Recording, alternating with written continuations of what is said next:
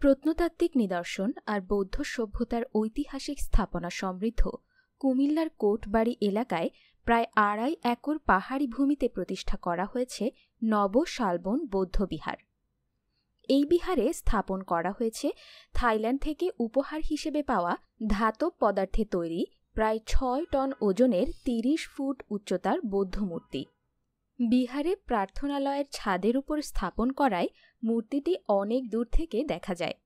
এই বিহার দক্ষিণ পূর্ব এশিয়ার অন্যতম বিহার বলে দাবি করেন সংশ্লিষ্টরা।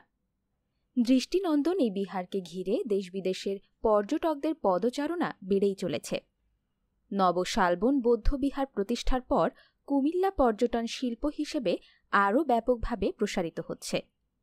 সংশ্লিষ্ট সূত্রে জানা যায়, কোটবাড়ির নব শালবন বিহারের জন্য ভ্রাতৃপ্রতিম দেশ থাইল্যান্ডের একটি বৌদ্ধ ধর্মীয় ফাউন্ডেশনের পক্ষ থেকে দান করা হয় ধাতব পদার্থে তৈরি ৩০ ফুট উঁচু আকৃতির ও ৬ টন ওজনের দণ্ডায়মান বৌদ্ধ মূর্তি। বৌদ্ধ মূর্তিটি অনেক দূর থেকে অনায়াসে দেখা যায় এমন দর্শনীয় স্থান ছাদের ওপর স্থাপন করা হয়েছে। এতে এই বিহারের নান্দনিক সৌন্দর্য ও সমৃদ্ধি অনেক গুণ বেড়ে গেছে এবং দেশ-বিদেশের পর্যটকদের পদচারণায় আরও মুখর হয়ে উঠেছে নব শালবন বিহার ও আশেপাশের দর্শনীয় এলাকা। বাংলাদেশে এই প্রথম ধাতব পদার্থে তৈরি সর্ববৃহৎ আকৃতির ওই মূর্তিটি নব শালবন বিহারে স্থাপন করা হয়েছিল বিগত ২০১৪ সালের ১৫ই আগস্ট। উল্লেখ্য, জেলায় প্রায় ১৫,০০০ বৌদ্ধ রয়েছে। ১৯৯৫ সালের ৮ সেপ্টেম্বর নব শালবন বিহার ও বাংলাদেশ বুদ্ধিস্ট কালচারাল একাডেমি প্রতিষ্ঠা করা হয়।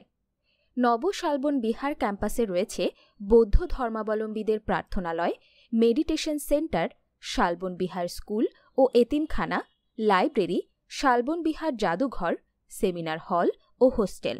স্কুলে প্লেগ্রুপ থেকে ৪র্থ শ্রেণী পর্যন্ত শতাধিক শিশু শিক্ষার্থী বিহারের এতিমখানায় থেকে লেখাপড়া করছে।